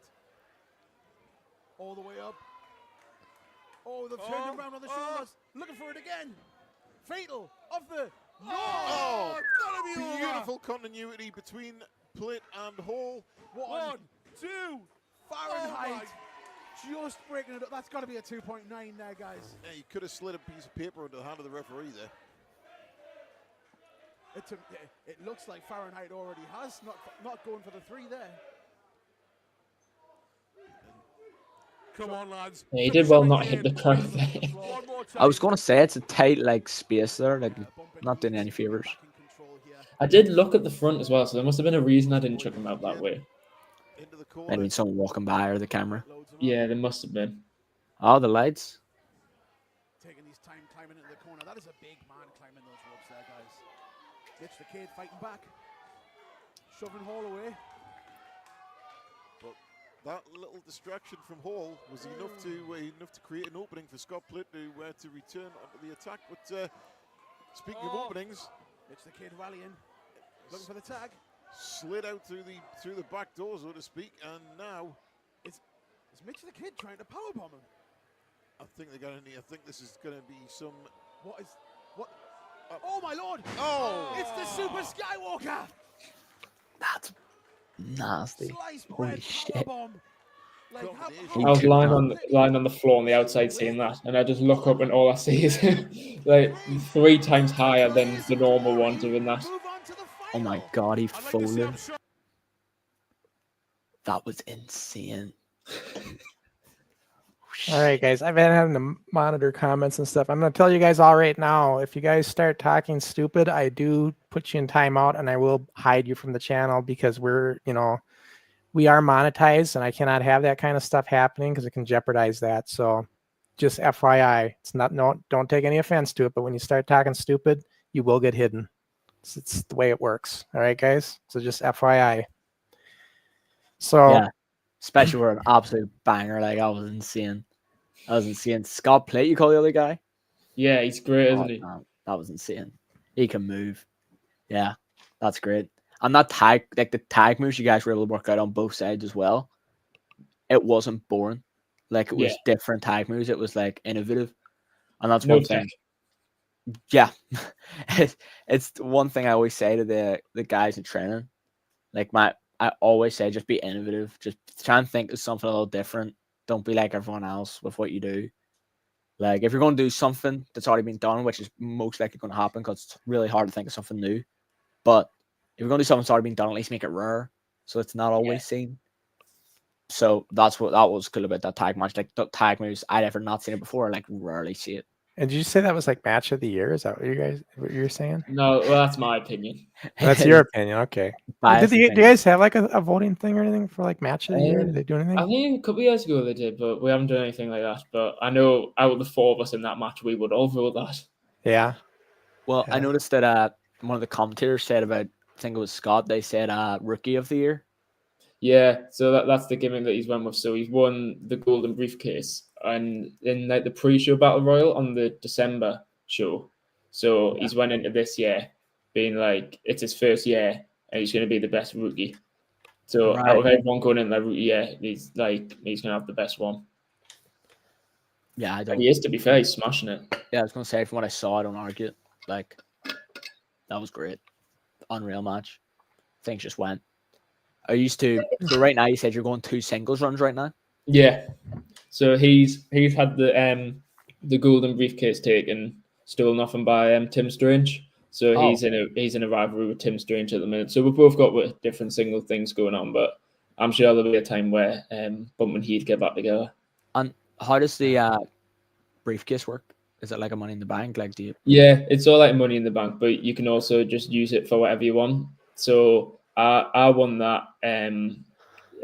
So in like December 2023, and I cashed in that to have a match with Lou Nixon as my debut match. Right. And that was great. That just propelled my career way more than it would have otherwise. Question here, and I think he wants to know, what are your thoughts on Alfie Adams coming from You've Alfie? already addressed him. Alfie on the other account. That's insane. No, that is a different Alfie, to be fair. Oh, it's a different. I thought it was 2 Alfies. That Alfie is the unit. And then Scott Foote says, I'm only as good as my tag partner. No, he's too humble. All right, that's nice. And then Fahrenheit does second this. He does agree that that's match of the year. So another person's in the match. I've broken clocks right twice a day, so he's right about one thing for once. Yeah. No, guys, where I was having to take care of all these comments that were getting out of hand. So that's where I went. So I usually have channel moderators, but they weren't on there. Normally channel moderators would take care of all that. So when they're not there, I got to do it. You almost got past them too. If it's really bad sunglasses, you can really see the comments as well. Is that what all the comments were? No, it's not. Guys, I understand. We're all adults and stuff, but you got to realize when we're monetized, YouTube will look at that, can hold that against us, and we don't want to risk losing our monetization. So that's why. All right. Yeah, I'm broke. I need to pay it, guys. Come on. Yeah, and Ricky gets a cut, so do me a favor. You're taking right out of his pocket. Yeah. Come on. So yeah, wrestling doesn't pay as much as you'd hope. But no, those were like good matches and stuff. What we've seen a singles match and a tag match. What do you like better, tag or singles? I think it completely depends who I'm with or against, to be fair. So I've done a few tag matches, and I do struggle with tags more than singles, to be fair. I think it comes back to that control element of the game, but when I was in there when you say you struggle, like do you struggle in making it like a entertaining match type of thing, or the chemistry of a tag match, or a little bit of chemistry, a little bit of when I'm on the side, I feel like sometimes I switch off a little bit, which because when you're in singles, you've got no choice but to be on it. But I think subconsciously sometimes I do just switch off a little bit in the tag, which isn't ideal, and especially when me and Riley Walsh, we were doing one in Glasgow last week, and I think there was a bit of confusion on the other side of the people we're in the ring with about like when they need to be in the ring and whatnot. So when stuff like that happens, it can just get a little bit frustrating at a time, because it is just a bit more niggly, isn't it? To like zone out who's in where, who's in what position and whatnot. Whilst in singles, I feel like it's a lot more easily recovered, especially since you can use all 4 corners in the singles as well. Tag, you've got to be very particular. So we had a spot in the tag at the weekend in Glasgow where I was meant to shotgun them into our corner, give him the Meteora, and Riley would tag me on the back as I did the Meteora. But I don't know why they went to that corner, but ended up having to shotgun them into the corner that no one was in, the neutral corner. And I should have meteored him and then dragged him across and given him another one. But for some reason, I shotgunned him into the corner and just sprinted across and dragged him by his leg across to the other corner. But it was just one of those things that, like, we were getting told by the ref to wrap it up and stuff. So I think autopilot just clicked in there. But I think singles is easier, but both are fun if you're in there with the right people. Well, yeah, because they both have their like strong points. Like I feel like for a tag match, in my opinion, you don't have to remember as much if you know what you're doing. Like, because I like to think I don't need to remember any of my spots, to be honest, if I trust my partner enough to do it. Like, I usually am the person who remembers it. And that's one thing I have. I have a decent memory, so I usually remember a whole match.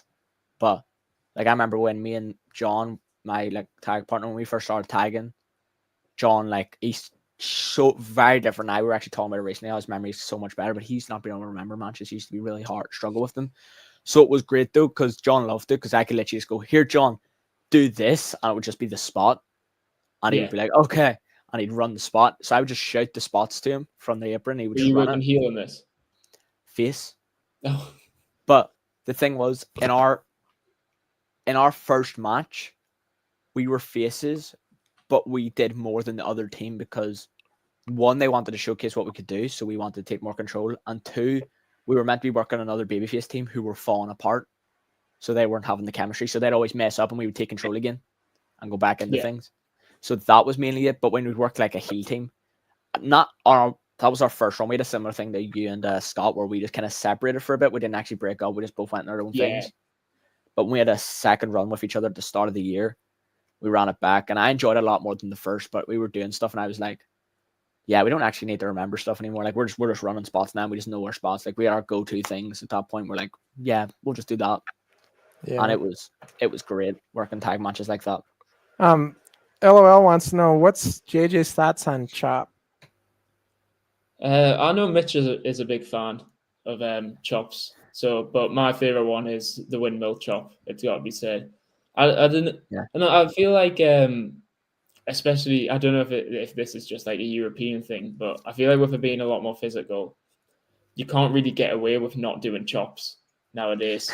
Like that an audience that comes on, especially like parents now, and think, oh, it's just fake. When they get in and they can hear the chops and all that, I feel like it drives a crowd back in. So I think they're really important. Well, yeah, that's a big thing for me, and I notice a lot for American wrestling.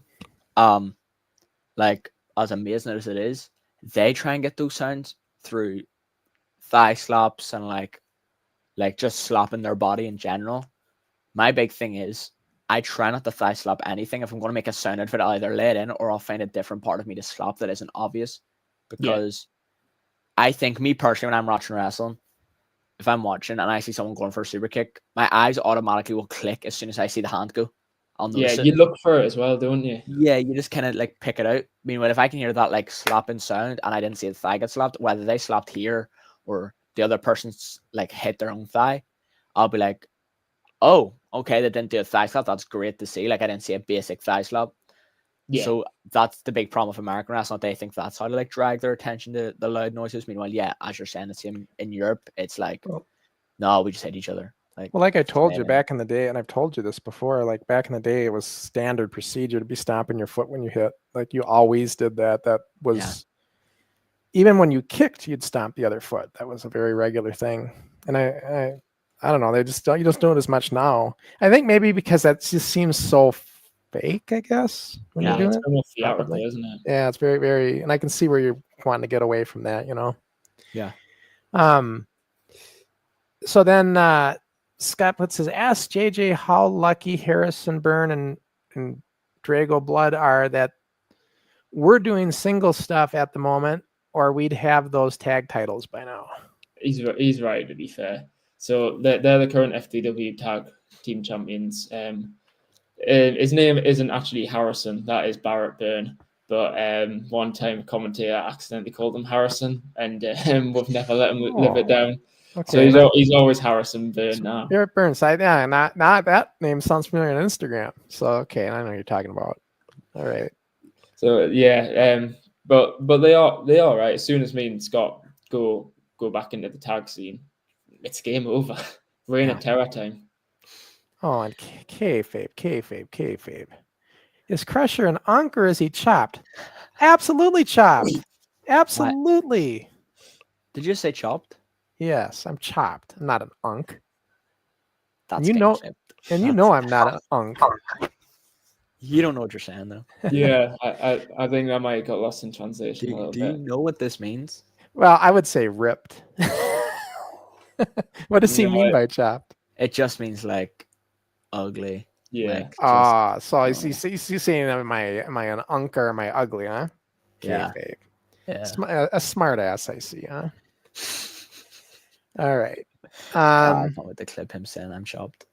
It's gonna be great. Yes, Gizmo's a moderator, you guys. So to answer that. I remember, speaking of people getting names wrong, by the way, I remember someone wrote like I don't know what it was about. I think it was like a Facebook post or something about our gym because they came to see it and they wanted to write like a post about it.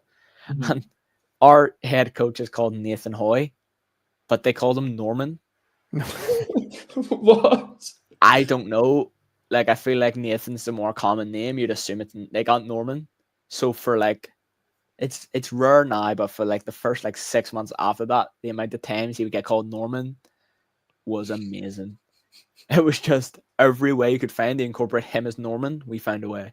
So did That's you such call a him Norman then particular after thing to that? get all the wrong, time? isn't it? Yeah, exactly. It was amazing. It was stuff like that. We love it when other people who just aren't as in on the inside just do something to fuck the other person over. It's amazing just that. And Fahrenheit's saying, in all fairness, this Saturday, JJ, he thinks he needs your temperature checked. No, I don't.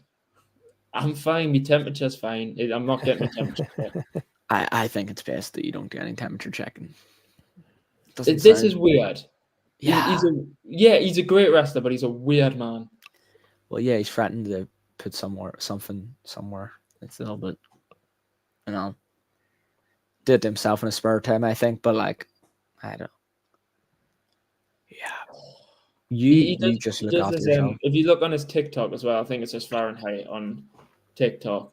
He's got this thing called Temp Check Tuesday, where every Tuesday he uploads a video of him doing a temperature check, and it gets so many views as well. And this is the one time I'm being nice to him by plugging his TikTok, but it gets like hundreds of thousands of views, and he didn't even tag us in it. So there's like thousands of people seeing me get a thumb up the backside, and he didn't even tag us. Well, do you want to really be tagged for that? Do you want to be like the name behind the face? Is that what you want? Yeah, but it's like when like the rude super chats come in. Do you know what I mean? Like you it's not the attention you want. Right, but that's true. It's still. At least you got some like, money. That's true. Yeah. Crusher getting called Unk and Chopped over. Unk and chopped. I thought to me, chopped would mean like a chopping block, you know. I should have actually never told you. I should have told you. It meant ripped, and you would have started next podcast and how chopped you are. And then I keep saying I'm chopped that whole time, and you'd be playing me the whole time. That would be right up your alley. Would have been great. Would have got you to cut a promo on like our next show. Say I'm Crusher Cross and I'm chopped. Would have been great. It's like he was saying with this big build up with him and Ben. Ricky was saying that you're thick, and I'm like, what does that mean exactly? I'm thinking, what do you mean by thick? I thought it's like stupid, right? Yeah, it is. Yeah. But I thought when he was saying thick, what did I think you meant? Something like Built. I think you. No, I don't think built. I thought you meant something like being over dramatic. You know, you're thick. Oh yeah, that's what I thought it was. Because the way it came out, it was like it made sense. But to be fair, working with Ben, I love him. Like working with Ben so much, it's so much fun. Like I see him as like probably my best friend in wrestling. We have so much fun together. But damn, it was difficult. Like we did a thing where, and you know, our usual fans will have known about it. It was we did a segment where we did like almost like before the boxing fight, you'll always see like they'll do the face to faces. Yeah, like on the And we east side did of the that. table. I was in the middle with the belt. Yeah, so we did that, but it went me facing this way, Crusher facing this way, and Ben on the other side facing this way. So me and Ben didn't have to see each other. We were just talking, and we'd look at each other once in a while and get back talking. And Crusher was trying to get across the idea that you guys are meant to be friends. What are you doing? So he turns to us both and goes, I want you two to do me a favor. Just look at each other. Just look each other in the eyes while I say this. We couldn't. So We were bad. laughing. So We started bad. laughing. I was sitting there like this because This- it's just like knowing that you have to really keep a straight face and you're having to make eye contact with your best friend. You're just like, oh, So I'm sitting there and I have them look at each other, and then as soon as I look, I see Ricky cracking a smile. I'm like, what the fuck? And then Ben, and he's doing the same thing. I'm like, oh my god, this is not what I want. This ain't the reaction. So I'm like, all right, don't look at each other. Don't look at each other. Same thing happened at the title match. We were meant to do like a kind of code of honor kind of thing where we'd shake hands before the match, where we had to Yeah, get yeah, off. traditional handshake, like they used to do. And when we did it, we shook hands, but we have an inside joke with us because I'll explain it. There's one of our biggest guy we have, who's an absolute beast of a wrestler, said he wanted to be like a monster heel, and we were like, oh, fair enough. What's your plan? He goes, well, I'm going to start my next match. I'll start it and I'll go, shake my hand and put the fingers behind my back. And I go, we all just died because he didn't actually notice how it just doesn't make him a monster heel at all. So it was just a running joke to go shake my hand and off the hand. And that's why in the match when we had to do a handshake, I looked at him and I went, shake my hand. And you just see got me. to say it. We both just broke. We both broke and walked away laughing. And my Luckily, you brother, didn't see Bren. You could see you smile, but we couldn't. oh see yeah, I Bren. was on the camera. Followed me. I'm like covering my face, smiling. They cut to the hard cam eventually, but I was like, stop. And then my older brother was there at night, and after the match, he was like, I love you and Ben when it comes to chemistry. You're great wrestlers together, but damn, you can't take each other seriously. Oh, And I your was older like, brother "Oh." was there? I didn't know that. Yeah, he was there. Oh, Yeah. I should have. I never met him. I met your young brother. I just met your older brother Oh yeah, And my your- older brother. and he your doesn't mom. really- He just kind of sat to the side. He's not really social. Yeah, but when the big highlight in this match though was because he was supposed to clothesline me. I was supposed to take a ref bump, Oh, God. and what does he do? And I told him, I said, Ricky, I want you to hit me hard, but just don't clip me. Don't hook my neck, right? Don't just get me where you're supposed to, right? Pre-bumped. What does he do? He fucking gets me right in the teeth. He pre-bumped it, so it ended up hitting He's him. been in the- waiting to do that though. I was aiming for He's the just chest because wanting it, I think I have a great clothesline. I get good connection anyway. For arms like this, I get somehow good connection, right? I don't know. So I go to hit it, and I see him just go slowly lower down, and I'm Oh, like, he's no. already bumping. I haven't even hit him yet, so I Well, ended up hitting him up the face. Completely That was lying. hard. He's completely lying. And Everybody I looked also at it. add that he Everybody fumbled looked at it and hard. said that's not a pre-bump crusher. Don't listen to him. we can't ignore the fact though that he fumbled it because Ben was meant to be checking on Ben, and Ben was going to move out of the way before I hit the clothesline, trying to hit Ben, and I would take out him. Yeah. And he's checking on Ben, and the big thing I said was, he was like, should I push him? I was like, no, just let him go. He goes, right, okay, yeah, that's a good plan. I was like, don't want to make it look like it's match fixing or anything. He goes, right, okay. He froze Ben. I threw Ben Ben doesn't out of the way. I expect threw him So out. Ben stumbles, and I almost fall over Ben. Oh. So I had to jump like a hurdle and hit it, Yeah. and then he pre-bumps as well. No, there's no And pre-bump. took the lip out. Honestly, it's still my fault because what happened is I did throw Ben down and in his path, so he had to hurdle, and he just got up high because of the hurdle, and that's all it was. I So, didn't say pre-bump. I think it's but there fine. was no damn pre-bump. Don't even. In fact, John McCann said that was a post bump, if anything. John meaning McCann I doesn't got- know meaning I wrestling, got- like I know I wrestling. mean, I took it like I should have. I taught John McCann everything he knows. Oh boy, here we He doesn't know go. what I know. Yeah, John McCann. But anyways, that was a good match. That was really good. So JJ, if you ever got a chance to wrestle Ricky, would you like to wrestle him for his NWF belt? Oh, I'd kick his face in easily. I'm sure you would, pal. Yeah. All right. You're all bark no bite, buddy. You just simmer down. Mate, there's cheap returns. Newcastle and Belfast. I mean, 2 belts would look kind of nice, I would think, huh? Yeah, I know. I love I'm- that too. We'll do title for title, and I'll take your junior heavyweight title. I'm more than happy to kick Bird Boy's face in. It's sound. I'm not a bird anymore, though. So you just watch your mouth, pal. Okay, how about that? You just zip it. All right. Let's see. Here's I'm going to bring this question in. Fahrenheit saying, Crusher or Ricky, would there ever be an opportunity for JJ to wrestle either one? Well, here we just kind of started talking about that. There's always opportunity for anything like this to happen, and even at me in my mid-50s, never say never. You know, most people my age probably wouldn't still be able to do this, and Ricky knows this about me. I'm not one to be Ric Flair in a retirement match looking. I wouldn't be interested. That's why. So if I ever got in the ring again, it would be legitimate. You know, I would try to do all the moves I could do that I did back in the day. I don't want to be some has been. So You're going to look excuse me, but I'm talking here. And this guy's chirping like the bird he used to be. I'm not a used to be. Used to be. You bird boy, don't let him talk about that. But you know, so now I know you say you can beat Ricky, but would you be able to beat Crusher, JJ? Oh, at the same time. Oh, both of us. Yeah, especially if it's a triple threat as well. How about a handicap match? Where did Crusher take off the glasses and we'll see who the real handicap is? That's all I'll say. Oh, there's already dissension in the team. I would not be in a team with this guy. I would throw the match. Here's actually a good question. What is JJ Hall's favorite travel destination? Like where you like to travel to the most? Like, I don't know if he means for wrestling or just in general, but we'll take it in general. Well, I think in general it would have to be when I went to Easter Island. I mean, it's just very much a once in a lifetime opportunity. It costs so much money to go as well. Where did you go? So it's Easter Island, so it's in the South Pacific Ocean. And so you've got to when you fly from Chile, you know where those like the heads are? Sandstone heads. Okay. Yeah. So it's a tiny little island. I think it's only 7,000 people live on it. So it was just a really, really unique experience, really. So have you ever been outside of Europe at all? Yeah, so that was outside of Europe. I mean, besides that though, I'm talking North America, Japan. Well, he mentioned Morocco. Yeah, I've been to Morocco, Chile. I went to Canada last year, actually.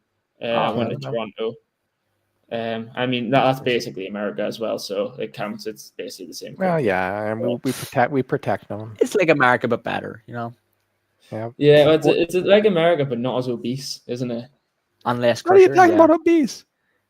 I mean, we didn't say you. We didn't say you. Walk down the street and we'll see. Look, the same way we call you obese is the same way I could predict that most of the people JJ knows don't have more than 3 teeth. Like it's the same prediction, you know? It's just those stereotypes you get. I was wondering if maybe you'd ever want to like a lot of guys want to try to get to America to try to make it big in wrestling. Do you ever have that ambition, JJ?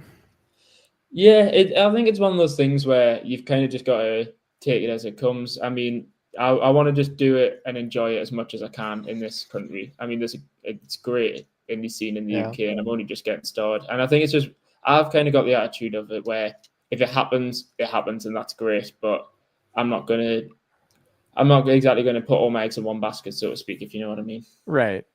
So, what is your backup plan? Like, what else are you interested in doing in life besides wrestling if wrestling doesn't work out for you?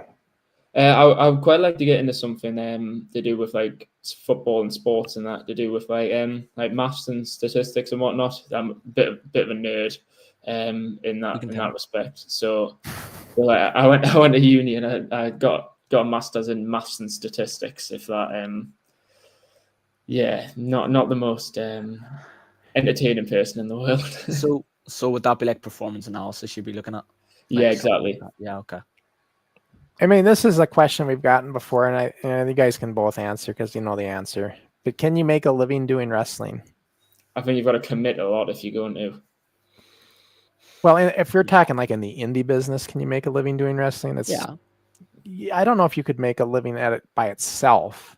You're going to have a side gig usually. I mean, unless most indie guys, they're doing it on the weekends and stuff. And Crusher, I don't think you know indie wrestling in the modern day. Well, tell me who's making a living and right now over there with you guys. With us, there's no one with me right now who's doing it. That's my point. But there is indie wrestlers who are making a living. Well, yeah, I know, but we're talking like with JJ and you. We're not talking those guys. Like LJ Cleary from Ireland, he's making a living completely off wrestling. Right, but that's not what they're asking. They're asking, like, can you guys? It's not do. It's can you make a living from wrestling? We could make a living off indie wrestling. Yeah, if we were good enough, we would make it. If we had the time to put into it, we would. You know? Yeah, but most of you, I would say, are not making a Oh, living. well, most indie wrestlers, of course not, no. Right. But That's it's what we're- possible for an indie wrestler to make a living. Without Well, having to yeah, get I know big. it's possible to get to the WWE too, and it's possible to do all sorts of things. Possibilities, of course, but we're talking like the mass majority. That's what we're kind of saying here. Mass majority, no, because a mass majority don't make it in general. Right. And that's the same what goes with any sport. Like, God, I think of American football, all the college games and stuff that they have and everything. You know what the percentage that actually make it pro? It's like of all the college players, it's like less than 1%. So it's like it's not easy. This is my point. Yeah. To make Terrible it. sport anyway. Oh, it's the best. It's football. What can I say? Sure. Let's see. So no, I mean, I'm not a hater, Scott Plitt. I'm not going to bring the comment in, but I'm just saying, it's just being realistic. So I'm trying to be. I mean, I think Crusher is. I think it's great if you can make it and everything. And I'd be all for it if you could. See if you want to make the use of the comments, guys. Can we all put Crusher's a hater in the comments? Can we do that? Is that possible? Like, I think you are a bit of a hater. No. Nope. I spent most of my time looking out for everybody else at NWF. It wasn't about. I'm the opposite of self-indulgence. Unlike Ricky Henry. I don't know what you're talking about. I'm just honest. Like, I don't know about you guys, but if you had the shoulder pain that I do from carrying this championship, if you had the back pain that I do from carrying this entire brand, you would be self-indulged as well sometimes. Well, to be fair, I've got 2 sore shoulders because I've done it twice. Yeah, I'm trying to even them out with this second reign. Yeah, well, I've held 2 titles as well. Fahrenheit says Ricky is a hater. I'm Fahrenheit 7, okay? Got to bring Yeah. that one. And then, of course, this doesn't surprise me at all. Travis Wilkes, Crusher, is absolutely a hater. Who's this Travis Wilkes piece of crap in here anyway for? I mean, I think this Travis guy's a little bit right about things. We've seen Travis before. We know Travis. But yeah, so what's the? I guess as we're getting to the end of the show, what's the future plans for JJ Hall? Like, what's up on the what's in store? What's up next? I've been thinking a lot about this at the minute, to be fair. I think it's getting to the stage now where I think I've got the stage where I need to do more out of the ring, really. Like, I've always stayed relatively fit and whatnot, but at the end of the day, we do all look quite similar and whatnot. So I think my main priority at the minute is to just really get a more unique look, maybe just like build up a load of muscle or whatever, and just try and branch out and get out there a bit more. Obviously, I want to keep on doing what I'm doing in FTW and whatnot. Like, it's brilliant being in FTW, but like we say, if you're gonna make it, you need to be everywhere. So I think my main priority, I've got 2 that I've just said there, is just focus on the look, just get in the gym more and more and more, and just get as much exposure as possible. Really, I think I've got the stage where I'm really ready to branch out a bit. And if Ricky ever wants us to fly across to Belfast and kick his head in, then I'm more capable of doing that now. There you go. What do you say there, tough guy? I say, does JJ Hall have a mute button? I think you should use it. Just think we've heard enough of him. That's enough for our guests, folks. He talks all tough. And the other thing too, he's big on this figure 4 leg lock. And I told him, Ricky, it's only a matter of time till that thing gets reversed on you, and then you're gonna wish you never put that on again. You think it's easy to reverse because you've seen other people reverse other people's figure 4s, I've but seen no it. one does it like I've me. done it. Mine was not a figure 4. Mine was like a figure 4 squared. And his Figure little gear malfunction on the last one, I might say. It took you a while to work that out, didn't it? Haha, I have a math degree. Shove it. His whole personality right now is, I know numbers. Oh, who give you that insult? Your bedroom wall again? I don't know what you're talking about. I don't talk to my bedroom wall. I'm not a nut job. What are they saying? What are they saying right now, Ricky? They left. Yeah. They don't sit here all the time. Must be a bit weird if they're all just sitting here watching me. Like, Okay, guys, let me talk a little bit about what's coming up on a future show. Let's see, what do we got here? Trying to see everything. Okay, so coming up, next Thursday, NWF Rewind. We're going to the Dry Dock Days. That's the Destructors in there. So Dave will hopefully be with me. I did this show by myself last time, Ricky, because Dave bailed out on me last minute. So I was flying solo on Crusher Airlines last week, and hopefully Dave's back with me on Thursday, and we can do this watch line. It's a Dry Dock taping, and this is the one. I think this is the taping, honestly, that I bladed for the very first time ever. Look, I was 18. I was old enough, but yeah, that was a deal. You guys don't really do that much anymore now, but back in the 80s, man, that was juicing was a thing. So there's that. And then our next show, Ricky, is, well, you know this guy, Stevie Fee. Yeah. Steve. LDN Capital Champion. We'll see if he can bring the belt on or not. We don't know yet. We're still waiting to get clearance. But nevertheless, he'll be on. And we'll watch some of his matches, and it should be good, huh? Oh, yeah. What can you tell us about Stevie, Ricky? You know him better than I do. He's a bit of an old man at heart. You know, maybe only like 28, but yeah, I know he sits up and watches like soaps and drinks tea. Like that's just his kind of afternoon. And let's see. I think I got some thumbnails for Kayfabe with Keaton. I'm just not sure which. Let me see if these are accurate here. I like to kind of point out who he's got coming on. Thursday, August 28th, he's got Jay Mazing? Yeah. Okay. Looks like one of the micro wrestlers or whatever, right? Micro wrestling? Yeah. So he's got one of them guys coming on. And then is this August 24th? He's got a lot of guests coming up here. So August 24th, he's got Andy Hendricks. Andy Hendricks. Yeah, I know him. Nice guy. Yeah. Yeah. Is he one of the Ireland guys? No, he's English, but he wrestles in Portugal. Okay. So he's got him coming on as a guest. Keaton does these shows by himself now. I used to co-host these with Keaton, but now he's on his own. He graduated from my podcast academy. Ricky's still in school. No, I'm just good on Crusher. And then he's got another thumbnail. September 3rd. Brian Zane. He's got him scheduled. I helped set this up for him. Good. I'm glad he's got Brian. You know, Brian did a really cool, funny kind of thing on the NWF. You guys should check it out if you haven't seen it. It's a funny deal. And that's how I met Brian. And everybody's like, why would you talk to him? He's kind of throwing you guys through the dirt. Nah, he was being entertaining with it. I thought it was great, and it gave us so much publicity. And so me and Brian have become friends ever since. And he's a good guy. This will be a good interview. He's got a really good following on YouTube and everything.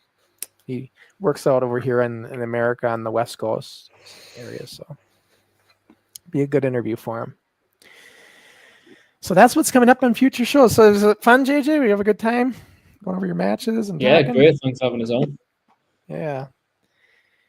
So, and then I should point out too for the, I was going to say Canary Kid, for the Globetrotter.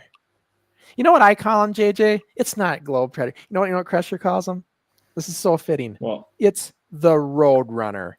Because when I get there, he's not a Globetrotter. He's running. He's running as fast as he can. He's going to run from you. He's going to run from me. He'll run from everybody because he knows better than to try to stay there toe to toe. So he runs, the Road Runner, right? The Roadrunner was a bird as well, wasn't it? Yeah, you know, that bird, exactly. How fitting. Yeah. So How about we wrap this up, man? the Globetrotter. All right.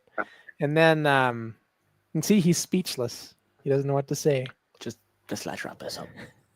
And then I was gonna say for Globetrotter, he's got a match coming up. Thomas Roach for the NWF title. That's gonna be on September 5th. Do we have any information on the next show the next day yet, Ricky? No comment. So we don't know anything yet? No comment. So Thomas Roach versus Ricky Henry. And that's all part of Breakout 5, September 5th. I think tickets are still available, right? I don't know. Yeah, I haven't seen I any feel like sold out it's sold out. messages. I haven't seen any messages saying sold out yet. So I don't know. but go to SumUp. For those of you in Northern Ireland, go to sumupstore.com and you can get your tickets there. So that's a great place. I was so excited to be able to go there and ref that match and in the Lions Den Dojo. It's a cool environment. It's kind of like your deal, JJ. You know, you have that same venue that you like to do, and it's got that nice vibe to it. You know, it's always cool. All right. Well, I want to thank everybody for tuning in, and thanks for the super chats, everybody. I hope you guys enjoyed the show. We'll be back then. I mean, I'll be back on Thursday with Dave and this guy here with me. By the way, when we come back with you, Stevie Fee, if you noticed on that thumbnail, it's a Thursday, not a Friday that week. And that's because he's wrestling on Friday. Ricky is. So we want to do the show a day ahead of time. Because otherwise it'd be kind of hard. So, all right. So thanks for tuning in, guys. And we will see you the next time we are online.